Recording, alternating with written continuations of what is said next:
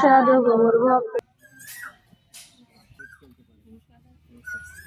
নির্বাচন হয়েছিল, সেইখানে স্বতঃস্ফূর্তভাবে শ্রমিকরা অংশগ্রহণ করেছে এবং ধানের শীষে ভোট দিয়েছে। ধানের শীষে ভোট দিয়ে ওনারা দাবি অনেক ছিল, এই অনেক প্রত্যাশা, যিনি হাজী মুজিব সাহেব তিনি ভালো মানুষ এবং তারেক রহমানের আস্থাভাজন ব্যক্তি, সেই জন্য আমরা শ্রমিকরা দাবি করছে যে আমাদের মন্ত্রিত্ব পদ চাই এবং মন্ত্রিত্ব পদ চাইলে উনি একটা ভালো কাজ করতে পারবেন। চা বাগানে অনেক সমস্যা রয়ে গেছে, দীর্ঘদিন ধরিয়ে বঞ্চিত চা শ্রমিকরা পেছনে পড়ে রয়েছে, সেই জন্য সে মন্ত্রিত্ব যদি পায় তাহলে কিছু কাজ ভালো কাজ করতে পারবে। আর আমরা থাকবে যেমনি উপর তাকে ভালো সুন্দরভাবে চালাইতে পারে, তাই সমান আমরা অনুরোধ থাকবে যেন আমাদের হাজী মুজিব সাহেবকে সুন্দর একটা মন্ত্রী পদ দিবেন, সুন্দরভাবে যেন চলে যেতে পারে।